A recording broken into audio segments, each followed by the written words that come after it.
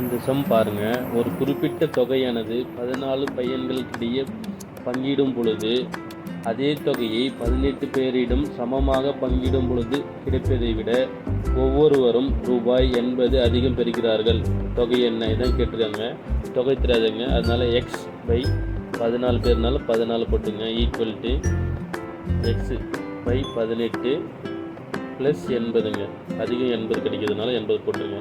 இப்போ இந்த equation solve பண்ணுறேங்க. 14 by x, x by 14 minus x by 18 equal to 80ங்க. இங்கே குறுக்கு பெருக்கல் பண்ணிக்கோங்க. 18 எக்ஸு மைனஸ் 14 எக்ஸுங்க.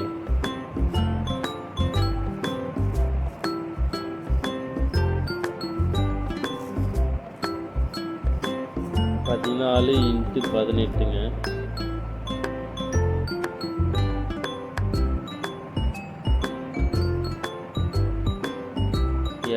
$252 கிடைக்குதுங்க. 18 மைனஸ் 14x 4xங்க டிவைடட் பை 252ங்க. ஒரு நாள் 4, 6 நாள் 24, மீதி 1, 3 நாள் 12ங்க. இந்த 63 ஈக்குவல் டு அந்த பக்கம் போகும்போது x is equal to 63 into 80ங்க. இது மல்டிப்ளை பண்ணிங்கன்னா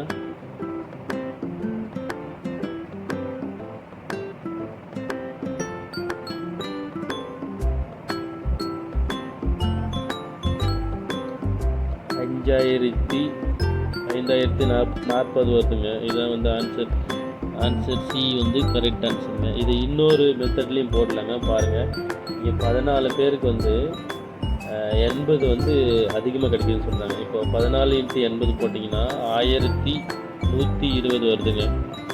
இது எத்தனை பேருக்குன்னு பார்த்தீங்கன்னா மொத்தம் 18 பேரில் 14 பேர்னு சொல்கிறாங்க. அப்போ 4 பேருக்கோட சதவீதம் தாங்க இந்த 1120 வருதுங்க. 4 பேருக்கு 1120ங்க. இப்போ 8 பேருக்கு பார்த்தீங்கன்னா 2240 வருங்க. இது அதுவே அப்படியே டபுள் ஆக்குங்க. 16 பேருக்கு 4480 வருதுங்க.